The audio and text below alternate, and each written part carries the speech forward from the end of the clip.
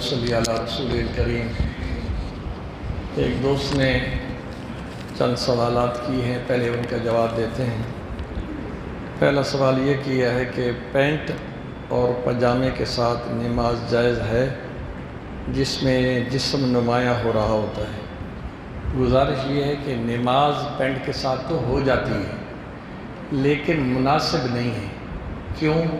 اس لیے کہ ہم لباس پہنتے ہیں اپنی ان اعضاء جن کا ظاہر کرنا جائز نہیں ہے، تو لباس پہن کے اس کو ہم چھپاتے ہیں، جو کہ پینٹ کے اندر وہ ظاہر ہو رہے ہوتے ہیں۔ بندہ جو پیچھے کھڑا ہوتا ہے، شیطان اس کی طرف توجہ کراتا رہتا ہے۔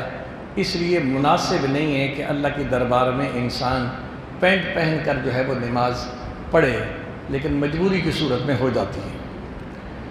دوسرا یہ پوچھا گیا ہے کہ امام سے پہلے کوئی آدمی سجدے میں چلا جاتا ہے یا رکوع میں چلا جاتا ہے تو اس کی نماز کا کیا حکم ہے؟ دیکھیے، ہم جب نیت کرتے ہیں تو ہماری نیت کیا ہوتی ہے؟ پیچھے امام کے اللہ اکبر۔ امام سے پہلے کسی رکن میں جانا یہ جائز نہیں ہے، گویا کہ وہ اپنی مرضی کر رہا ہے، امام کے پیچھے نماز نہیں پڑھا۔ اس طریقے سے کرے گا تو اس کی نماز نہیں ہوگی۔ موبائل کے اندر جو قرآن مجید لوڈ کیا جاتا ہے، آیا وہ پڑھا جا سکتا ہے؟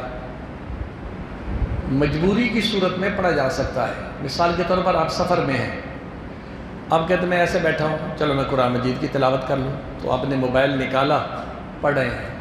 لیکن جب انسان مسجد میں بیٹھا ہو یا اپنے گھر میں موجود ہو، پھر موبائل میں نہیں پڑھنا چاہیے، کیونکہ جو برکات صحیفہ قرآن کو اٹھا کر ہوتی ہیں، جو انعامات اس کی زیارت کے ہوتے ہیں، وہ موبائل کے ساتھ وہ نہیں ہیں۔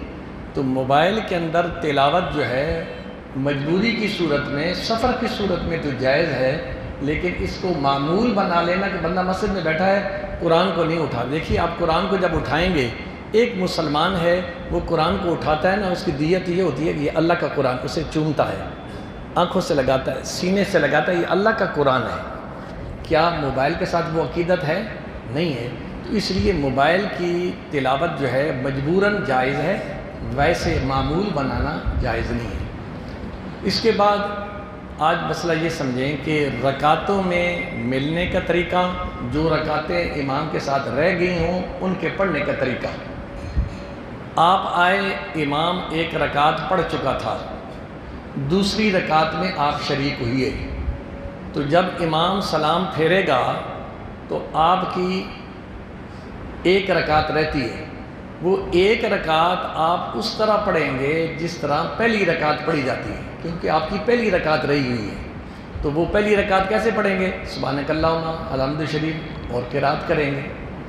اور اگر آپ کی دو رکعتیں رہ گئی ہیں تو دو رکعتیں اس طرح پڑھیں گے جس طرح پہلی دو رکعتیں پڑھی جاتی ہیں۔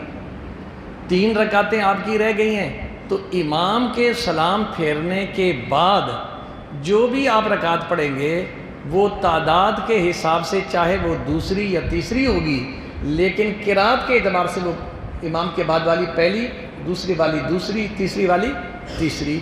تو یہ اس کا طریقہ کار ہے۔ اگر آپ رکعتوں سے رہ جائیں، آگے پیچھے ہو جائیں، تو بقیہ جو رکعتیں ہوتی ہیں وہ کیسے پڑھنی ہیں، اس کا یہ طریقہ ہے۔ اللہ ہم سب کو مسائل سمجھنے، اس پر عمل کرنے کی توفیق نصیب فرمائے۔